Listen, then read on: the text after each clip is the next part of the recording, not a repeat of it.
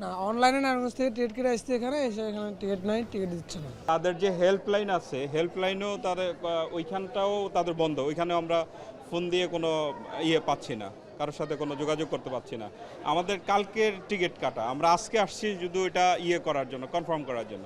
But আজকেও আইসা দেখলাম যে কোনো সমাধান ওরা দিতে পারতেছে না। মানে আমাদের যে পেমেন্ট থেকে টাকা ঠিকই কেটে নিচ্ছে, কিন্তু মানে টিকিট সাকসেসফুল দেখায়নি। তারপরে আরও একটা টিকিট কাটলাম সেকেন্ড টাইমেও আবার পেমেন্ট রকেট থেকে টাকা কেটে নিচ্ছে, তারপর কিন্তু টিকিট কনফার্ম পাইনি।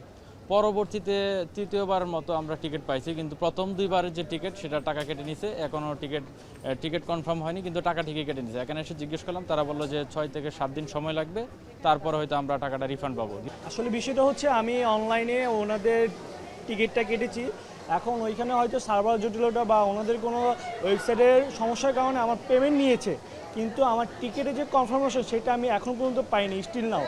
তো পরবর্তীতে আমি তাদের কাস্টমার কেয়ারের যে নাম্বার আছে সেখানে আমি যোগাযোগ করার ট্রাই করেছি, কিন্তু এখন পর্যন্ত স্টিল নাও আমি তাদের কাস্টমার কেয়ারে ব্যস্তই পাচ্ছি, কেউ রিসিভ করে না। তাহলে আমার মনে হয় না তাদের কাস্টমার কেয়ার থেকে কোনো লাভ আছে, কারণ সেখানে যদি কাস্টমার সার্ভিসই না পায় তাহলে এটা তো কোনো এত বড় স্টার সিনে কমপ্লেক্স যদি এই সার্ভিসটা দিতে না পারে কাস্টমারকে, তাহলে কীভাবে হবে? সময় হচ্ছে গিয়ে বের করতে খুব কষ্ট হয় নর্মাল ডেতে, বাট এই টাইমটা আমরা আসার পর হচ্ছে স্টার সিনেপ্লেক্সে আগে থেকে বেচার জায়গায় তারা হচ্ছে গিয়ে ডাবল বেচা স্টার্ট করছে। তারা হচ্ছে অফলাইনও এক প্রকার বেচতেছে সেম টিকিট, আবার হচ্ছে তারা অনলাইনের মধ্যেও বেচতেছে।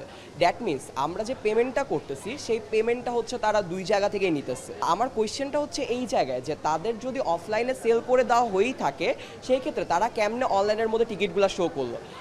তারা আমাকে বলছে যে তাদের নাকি সার্ভারের মধ্যে ঝামেলা।